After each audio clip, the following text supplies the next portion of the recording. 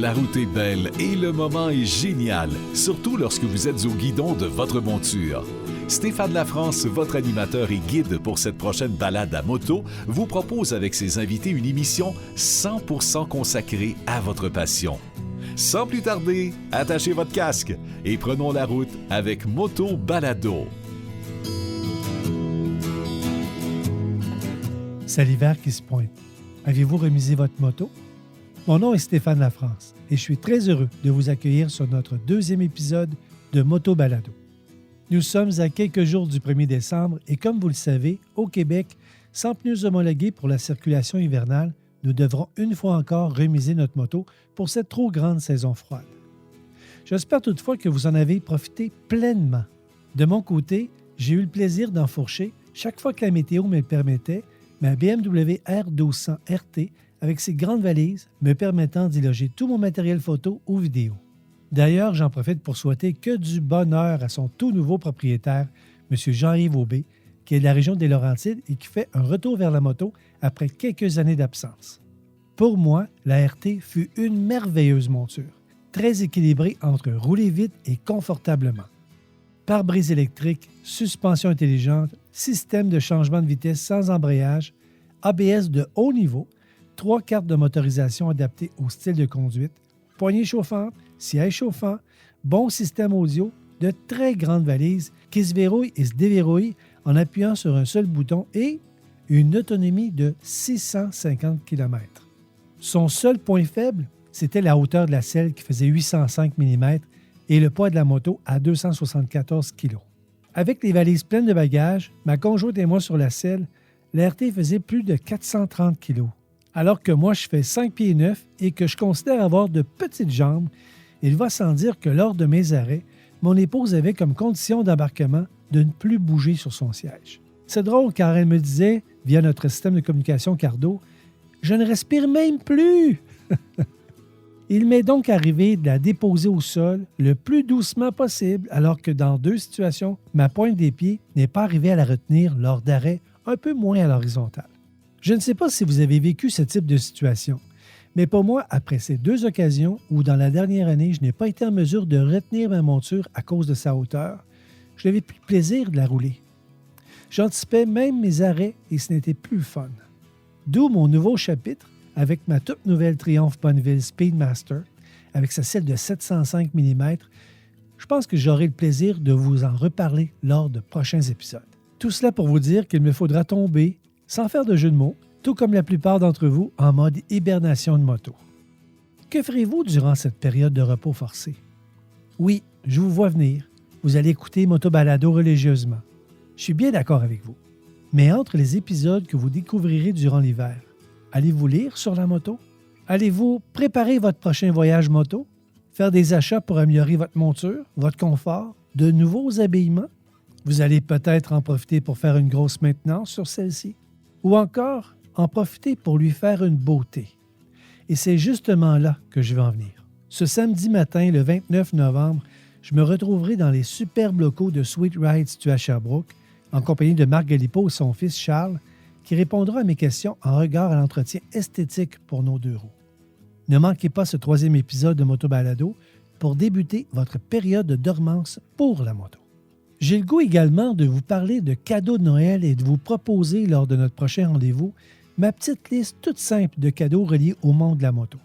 Surtout qu'à travers mes nombreux achats et installations sur mes motos, j'ai acquis une certaine connaissance de ce qui a marché pour moi et que je voudrais vous partager à mon tour. J'ai d'ailleurs en tête une pièce de moto dont il me faut absolument vous parler car elle est selon moi la fondation principale de tout ajout électronique sur nos machines. Je ne vous en dis pas plus long pour le moment et je vous réserve tout cela pour notre prochain épisode qui devrait sortir autour du 7 décembre prochain. Je pense qu'il est maintenant le moment de passer à notre sujet principal, le remisage de notre moto. Vous l'avez fait, vous allez le faire. J'espère que cette entrevue avec M. Dollard-Boulian saura répondre à quelques-unes de vos questions. Sans plus tarder, je vous invite à écouter mon segment « Mon mécano, c'est un pro ».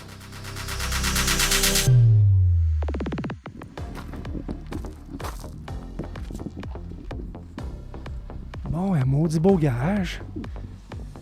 OK.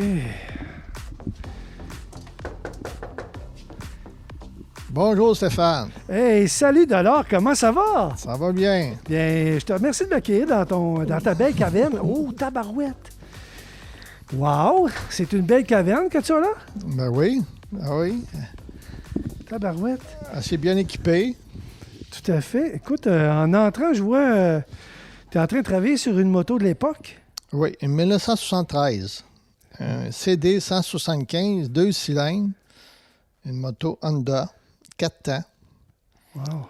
C'était une moto assez grosse malgré sa petite cylindrée, parce que dans les années 70, la plus grosse, c'était une Honda 750 ou une Kawa, peu importe, mais c'était 750 cc, le maximum. Puis quand tu avais une 175, mais c'était considéré comme une moto assez puissante. Ouais, puis là, je vois que tu l'as déshabillé. Oui, tous les morceaux sont partis à la peinture. J'ai parti le moteur dernièrement, nettoyé le carburateur, ajusté les pointes, parce que dans ces années-là, c'était des systèmes d'allumage avec des pointes ou des vis platinées en français. Ouais. Puis c'est ça, c'était une bonne petite moto dans le temps. Tout à fait. Ça, c'est une batterie 6 volts, là? Oui, ça, c'était l'inconvénient dans ces années-là. Il y avait beaucoup de modèles avec des batteries 6 volts, puis c'était pas beaucoup efficace. Surtout, ce modèle-là, il y a un starter électrique, puis un starter avec une batterie 6 volts, c'était pas qu'est-ce qui était de mieux, là. Dans ce moment-là, il y avait les deux. Tu pouvais avoir le starter à pied, au pied. Oui, oui. Comment que ça s'appelait, ça? Ça avait un nom, hein? C'est un kickstart C'est en anglais. Oui, oui. On pouvait retrouver ça jusque dans les années... fin des années 70 maximum. Là. Ouais. Après les années 80, le kickstart était appelé à disparaître. Ouais. Là, je vois que tu as aussi une table hydraulique sur laquelle il y a un Harley. Oui, ça, c'est un de mes amis là, qui m'a amené ça. Elle a besoin d'un peu d'amour. Oui, elle a besoin de revisser un petit peu de botte. Oui, c'est ça. C'est une moto... ça commence à se faire un peu vieux. Là. On parle de 2005. Oui. Il paraît qu'aujourd'hui, les Harley, ça vibre moins un peu. Oui. À partir de 2017, toutes les Harley ont tout un système de contrebalancier. Il n'y a plus de moteur monté avec des supports de caoutchouc. C'est tout le système d'antivibration se fait mécaniquement à l'intérieur du moteur, puis le moteur ne shake plus. C'est au plaisir. C'est au plaisir des bikers qui sont dessus. Oui, aussi, mais les puristes de la marque je te vois venir. aiment toujours un moteur qui shake puis qui émet des vibrations. Puis, mais c'est appelé à disparaître, puis ainsi va la vie. Là. Je vois que tu as un paquet de petits projets sur ta table de travail. Oui, vu que ça fait longtemps que je suis dans le métier, il y a bien du monde là, qui m'amène des vieux moteurs. Ça, c'est un vieux Yamaha XS 650, 1972. Puis ça, il est dû pour être ça dure longtemps. là. Une moto, c'est bon pour longtemps. Aujourd'hui, oui. Parce que la mécanique, elle a beaucoup évolué. Ouais. C'est comme dans l'automobile. Dans les années 70, un auto qui avait 80 000 milles, 100 000 milles, l'auto, c'était fini. Hein? Ouais. Aujourd'hui, on parle de 400 000 kilomètres pour un auto. J'aime bien ton poster aussi. Oui, ça, c'est un ami qui m'a donné ça. Il dit, il manquait de quoi dans mon garage. Ouais. Puis, c'est ça. Il m'a amené ça. J'ai posté un module dans les années 50. Là. Toi, d'ailleurs, tu es mécanicien actuellement chez l'ami Denis à Sherbrooke.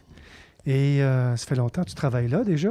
Oui, on parle de 14 ans, 15 ans. Oui, ça fait... Fait que la mécanique, tu en vois souvent, tous les jours. Oui. Puis je vois que même ton hobby chez toi, pour tes amis, tu fais aussi la mécanique dans ton tabarouette de beau garage. Moi, l'une des questions qui m'amène te voir aujourd'hui, j'aimerais ça que tu me parles. Là, on arrive à la fin de la saison, même qui nous annonce de la neige au cours de la nuit prochaine. 2 à 4 cm dans la région de l'Estrie. Est-ce que tu pourrais me dire, mettons que moi, je vais remiser ma moto cet hiver. En fait, je l'ai même lavé hier, puis je pense que je ne la ressortirai plus. J'ai même mis pas du conditionneur dans l'essence, mais du... Oui, on peut appeler ça un conditionneur. C'est pour empêcher la détérioration de l'essence. Ouais. Mais ce n'est pas nécessaire parce que par temps froid, le gaz ne s'évapore pas autant. L'importance, c'est de remplir ton réservoir bien plein, le plus plein possible, pour empêcher qu'il y ait de l'air. S'il n'y a pas d'air, il n'y a pas d'oxygène, il n'y a pas de condensation, il n'y a pas de rouille qui peut se faire à l'intérieur de la tank. C'est ça qui est très important. OK. Ça, je pense que c'est clair au niveau de l'essence, la tank, le réservoir d'essence. Y a-t-il autre chose que je dois faire attention lorsque je vais remiser ma moto pour l'hiver? Au chaud. On parle de mon garage qui est chauffé. Parce que quand c'est chauffé, c'est là que c'est plus problématique. Oui puis non. Quand c'est chaud, mais tu as toujours une chaleur égale, c'est parfait. La seule chose que la batterie, elle, quand elle est inactive, est portée à se décharger par elle-même. Mm-hmm. On dirait que la réaction chimique qui se fait dans la batterie, il se fait une sulfatation. Ça, on parle de vieille batterie. Là. Oui. Il se faisait de la sulfatation, puis le voltage diminue quand elle est entreposée chaud, puis qu'elle n'est pas active. La meilleure place pour une batterie, c'est au froid. On parle de 4 degrés. C'est-à-dire, dans le frigidaire, là, ça serait la place idéale. Oh. Mais disons que... Pas dans le congélateur, frigidaire. Dans le frigidaire. OK, oui. Parce que la réaction est négative. Il ne se passe plus rien dans ta batterie. Okay. L'importance, quand que tu fais ça, il faut que tu sois assuré qu'elle soit full charge. C'est-à-dire que tu mets un voltmètre dessus, ça prend un voltage de 12,80, 12,85. Quand elle a ça, elle est full charge, là, tu peux la mettre au froid, 4 degrés, puis tu n'y touches plus. OK. Elle dort, puis tu vas la sortir au printemps, ça va starter comme une neuve. Moi, j'ai l'habitude, puis peut-être que tu vas me chicaner, là. Moi, j'ai l'habitude, parce que je ne me sers pas de ma moto à tous les jours, évidemment, puis je suis du genre à mettre un paquet d'accessoires, des lumières supplémentaires pour me faire voir, pour voir mieux, GPS et toute la gang, là. J'ai la chance d'avoir une sortie pour brancher ma batterie directement avec un fil qui sort. Je ne sais pas trop comment ça s'appelle. Oui, oui. Puis je la branche au mur comme ça. À toutes les fois que je reviens, j'ai comme cette habitude-là de brancher ma moto à mon arrivée. Ça, c'est aucun problème. Surtout avec les chargeurs d'aujourd'hui. On appelle ça des chargeurs type intelligent. Oui. C'est que lui, il va donner de la charge si ta batterie en a vraiment besoin. C'est un plus, c'est pas un moins. Est-ce que ça vaut la peine? Ça dépend. Ou juste, si tu fais des runs, mettons sur l'autoroute, puis ton système de charge fourni en masse, il est capable de fournir les lumières supplémentaires, d'appoint, puis tout le kit. Il s'agit que tu prennes une lecture de ton de voltage de ta batterie, que tu arrives, elle tient à 12,80, tu n'es pas obligé de mettre de chargeur. Okay. Et tout le temps. Okay. Ton système de charge a fonctionné, il est capable de prendre. C'est pas un moins, mais est-ce que c'est pertinent de le faire? Ça, il va falloir que tu vérifies le voltage de ta batterie quand tu rentres chez vous, puis que tu dis, OK, mon système de charge a fait la job, pas besoin de mettre ta chargeur. J'avais, il n'y a pas longtemps, il y a à peu près un mois, j'avais une BM, une R1200 RT. Et la première hiver que je l'ai remise en garage, je la mets justement sur mon battery charger, je pense que c'est un battery tender, quelque chose comme ça. Oui, tender, oui. Ouais, l'été suivant, ma batterie, elle m'a lâché. Je commençais ma saison. La batterie était complètement déchargée, plus rechargeable. OK. Est-ce que la batterie avait plusieurs années? Elle était neuve, un an. Okay. Là, je me suis dit, si tu penses que j'ai chargé trop de lumière, j'avais toujours une job load sur la batterie qui fait en sorte que je l'ai endommagé de cette façon-là. Ça dit quelque chose? L'ennemi numéro 1 d'une batterie, c'est les décharges profondes. Si tu oublies tes lumières ou tu la fais baisser en voltage en bas de 8 volts, mettons, c'est très difficile. C'est un petit coup de vieux que tu y fais à toutes les fois. L'autre ennemi numéro 1 d'une batterie, c'est la vibration. Parce que entre chaque cellule, il y a des plaques séparatrices. Puis ces plaques-là, avec la vibration, se désintègrent, puis tombent dans le fond. Puis les cellules font qu'ils ne produisent pas autant d'ampérage. Okay. Le voltage est le même, mais c'est l'ampérage que tu perds. Sa force. La force. L'ampérage, c'est la quantité d'énergie. Puis si la moto, le rack, il n'est pas bien isolé ou il vibre beaucoup, puis tu n'as pas une batterie de très bonne qualité, elle ne durera pas longtemps. Puis aussi, il y a les matériaux employés pour fabriquer les batteries, qui fait qu'une batterie va durer plus longtemps que d'autres. C'est qu'une batterie chinoise, il y en a des bonnes, il y en a des moins bonnes. Tu payes tout le temps pour ce que tu as. OK. Donc, on a parlé de l'essence, on a parlé de la batterie. As-tu autre chose? Il y a beaucoup de choses. Les gars qui sont en admiration de leur moto, ils vont mettre de quoi sur son siège. Ils vont désiffler les tires. Ils vont la mettre sur le gros pied pour pas avoir la pression sur la suspension. Ils vont enlever les bougies. Ils vont mettre de l'huile de temps. Ils vont faire virer le moteur.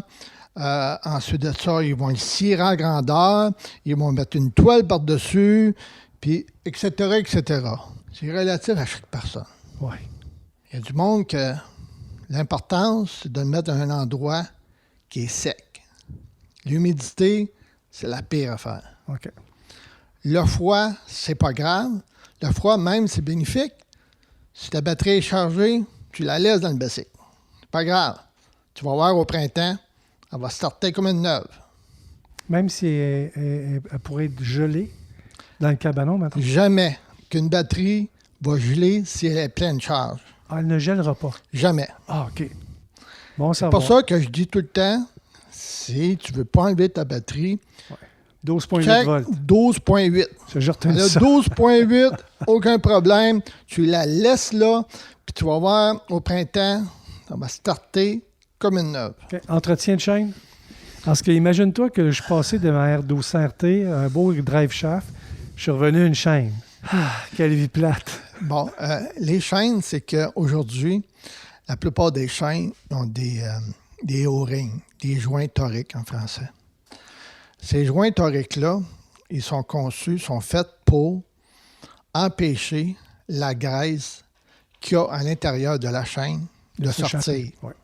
C'est que si tu ne lubrifies pas ta chaîne, c'est que tu vas augmenter la température de fonctionnement de la chaîne. Automatiquement, tu vas liquéfier la graisse qu'il y a à l'intérieur de ta chaîne. Plus qu'elle est liquide, plus facile qu'elle va passer au travers des O-rings, des joints toriques. Puis à un moment donné, il n'y aura plus de graisse. Là, la chaîne va s'étirer comme un élastique. Mm-hmm. C'est pour ça qu'ils m'ont dit « Ah, moi, ma chaîne, quand elle est neuve, je la juge jamais. » Eh non, il y a de la graisse dedans. OK, OK. Puis, mais qu'il n'y ait plus de graisse, là, elle va étirer, là, tu vas l'ajuster à toutes les fois que tu vas la prendre. OK. Fait que là, si tu es un porte-parole, un ange pour les chaînes, tu vas me dire, Stéphane, à toutes les... C'est vas-y à la couleur.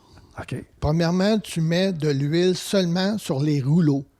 C'est les rouleaux qui sont en contact avec tes pignons ou sprockets. Ouais. C'est là que la friction se fait. Okay. C'est là qu'il faut qu'il y ait de la graisse. C'est le bord de la chaîne, n'a pas besoin. Sur les O-rings, tu n'as pas besoin. Okay. Ça va juste, tu dépends juste de l'huile, puis elle va juste salir ta roue. C'est quoi un O-ring? Un O-ring, c'est un joint torique. OK. En français, ça l'empêche la graisse de sortir de la chaîne. OK. Donc, si je comprends bien, je mets la graisse ou l'huile, selon ce que j'utilise comme produit, au centre de la Sur chaîne. les rouleaux. Sur les rouleaux. Sur les rouleaux. Seulement sur les rouleaux. Par l'intérieur de la chaîne. Exact. OK. Puis, tu le fais seulement quand tu arrives. Ta chaîne est chaude. Ouais. C'est le temps de la mettre pendant toute la nuit. Elle va se figer. Elle va moins se dissiper. Elle va moins partir. Puis, la graisse, si tu l'as lubrifiée à l'intérieur, avec la force centrifuge, elle va pénétrer dans tes rouleaux. Oui. Là, ma moto est neuve. Je viens de faire un 1000 km dessus. On vient de faire le premier entretien de 1000 km. Oui. Je vais sûrement rentrer ça dans le garage puis la nettoyer comme il faut, la chaîne. Là. Mon premier gros nettoyage. Oui. Je la ruile dessus pour passer l'hiver ou j'attends au printemps? Si c'est une place humide, oui. OK. L'humidité, c'est qu'il faut que tu protèges tout ce qui peut rouiller, même l'aluminium. C'est une place humide, il faut que tu mettes une matière grasse sur le chrome, l'aluminium, l'acier. Sinon, ça va altérer. Ton aluminium va piquer, ça va changer. Pas d'humidité, tu n'as pas de problème. Maintenant, je vais remiser, par exemple, ma moto au froid. Je pense à Serge Arbour, que j'ai vu hier, qui a remisé sa moto dans son cabanon, comme il fait à chaque année. Oui. D'ailleurs, c'est une belle Honda Goldwing, toute récente. Je pense qu'elle a 3 ou 4 ans. Oui. Qu'est-ce que tu lui conseilles? Peut-être qu'il le fait déjà, là, mais juste pour nos auditeurs qui sont un petit peu plus loin de ça. L'importance aussi, c'est qu'il ne faut pas qu'il y ait une très grosse variation de chaud-froid. Ça veut dire que s'il y a un cabanon, mais pas de fenêtre, c'est encore mieux. OK. Il ne faut pas que la moto change de température chaud-froid tous les jours. Donc, c'est un bon point. Tu me dis de recouvrir l'intérieur de la fenêtre pour, justement... Garder une chaleur constante, que ça soit froid ou chaud. Ouais. L'important, c'est pas d'humidité puis pas de variation. Pas de variation, pas de condensation. Quand on parle de cabanon, on parle aussi de souris ou de mulots ou de ces petits animaux-là, que les autres, ils cherchent de quoi? Ils cherchent un refuge pour l'hiver. Puis à chaque année, nous autres, on trouve des familles au complet dans des filtres à air où c'est leur garde-manger, puis c'est bien plein de graines ou des choses comme ça. Mm-hmm. Je trouve ça plate, pareil, parce qu'il y a certaines motos que l'accès, c'est très compliqué. Mais si tu as une moto que tu vois où ce qui prend son air, c'est de le boucher avec pas de la laine, parce que les autres, ils vont l'enlever puis ils vont y aller pareil. Là. Des fois, il y a la manche. Mm-hmm. Mais c'est de quoi, là, vraiment, là, un bon tape, je ne sais pas, là, mais de quoi de... Puis les empêcher de rentrer. Donc, c'est parce qu'on voit ça souvent, à chaque année. La moto, il allait bien. Au printemps, là, il boucane, puis c'est ça. Il y a une famille de souris dans ton bicycle. Hey, je te remercie bien de m'avoir reçu. J'ai même le goût de te demander si jamais j'ai un autre truc mécanique. Est-ce que je peux venir encore cogner à la porte de ta taverne? De ta caverne? Il n'y a pas de problème, oui. Avec toutes ces années-là, oui, tu n'as vu passer. J'en ai vu. Oui. Bien, écoute, je te remercie beaucoup d'avoir passé du temps avec moi. Je suis certain que nos auditeurs ont certainement, un peu comme moi, appris quelque chose aujourd'hui. Et je te remercie beaucoup, mon cher Dollar Bouliane. Merci. Grand plaisir. Salut. Bye-bye. When you see the road from every direction. Merci encore, mon ami Dollar, de t'être prêté au jeu. Je sais fort bien que tu aurais pu m'entretenir sur bon nombre de sujets en relation avec la moto et ses parties mécaniques.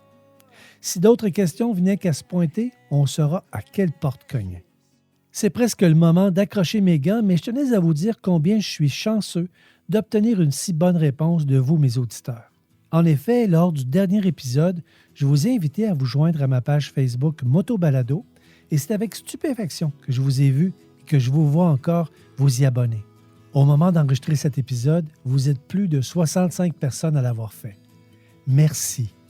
Je pense que c'est l'endroit tout désigné de pouvoir voir des images reliées à nos épisodes, d'y laisser vos questions et vos commentaires et d'entrevoir ce qui va venir très prochainement. Partager l'existence de cette page aux passionnés de moto autour de vous m'aidera à bâtir un auditoire plus grand encore Il me donnera une motivation supplémentaire à vous apporter du nouveau contenu.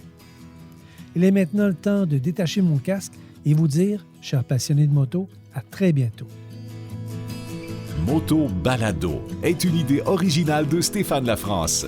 Il vous invite d'ailleurs à vous joindre à sa communauté Facebook Moto Balado pour y découvrir les photos de ses émissions et y partager vos commentaires. N'oubliez pas de vous inscrire à l'émission Moto Balado gratuitement via notre lecteur de balado et ainsi profiter pleinement de votre passion de la moto. Parlez-en à vos amis.